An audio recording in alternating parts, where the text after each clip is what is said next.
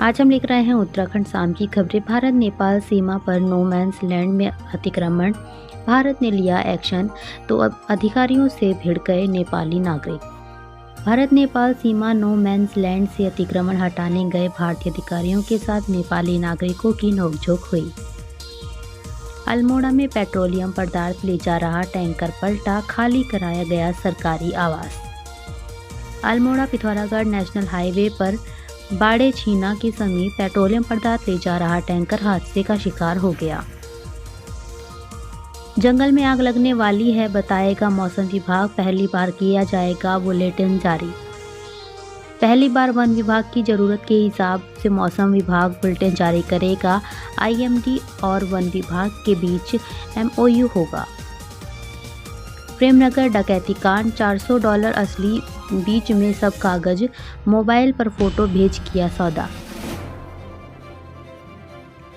सालब ने अपने दोस्त प्रेमनगर के सिपाही इकरार को पूरी कहानी बताई। इस पर सभी तैयार हो गए। उन्होंने बाकी सभी को साथ लिया और ऋषिकेश से ही $40 के 4 नोट खरीदे। भटवाड़ी में रसोई गैस सिलेंडर फटने से हुआ जोरदार धमाका, महिला झुलसी, अस्पताल में भर्ती। उत्तरकाशी में गैस सिलेंडर फटने से हुए धमाके में एक महिला झुलस गई।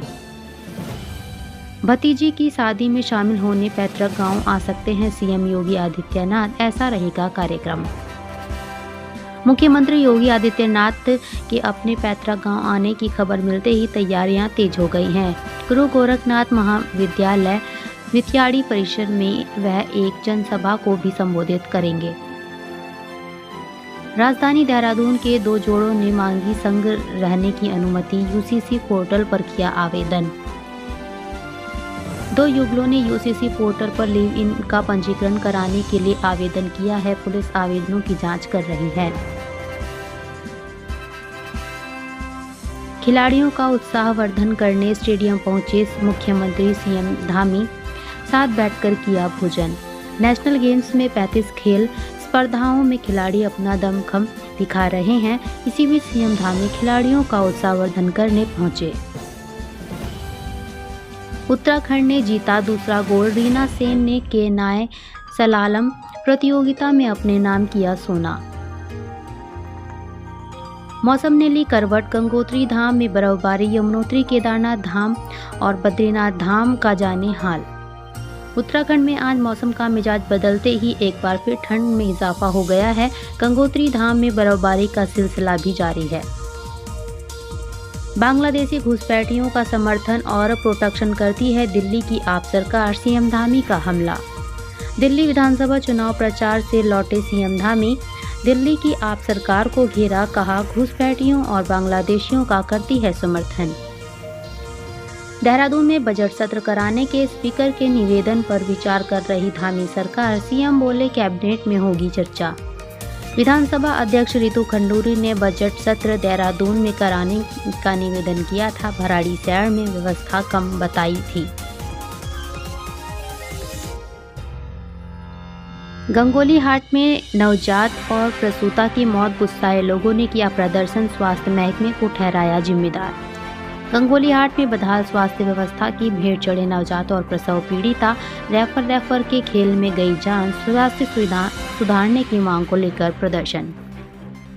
विदेशी मेहमान परिंदों से गुलजार हुआ हरिद्वार, झिलमिल झील कंजर्वेशन रिजर्व में पहुंचे हजारों प्रवासी पक्षी। हरिद्वार का झिलमिल झील कंजर्वेशन रिजर्व प्रवासी पक्षियों से गुलजार, पक्षियों के दीदार के लिए सैलानियों और फोटोग्राफरों का लगा तांता। सेलाकुई में गोवंश चोरी और गोकशी का मामला, लोगों का हंगामा, विधायक एसडीएम ने खुलवाया जाम। गोवंश चोरी और गोकशी के मामले में मंगलवार को देहरादून जिले के सेलाकुई में जमकर हंगामा हुआ।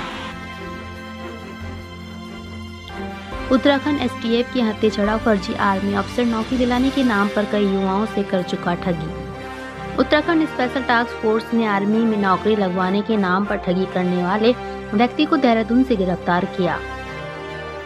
पुलिस और तस्कर के बीच मुठभेड़, पैर में गोली लगने से हुआ घायल, कई मुकदमों में वांछित।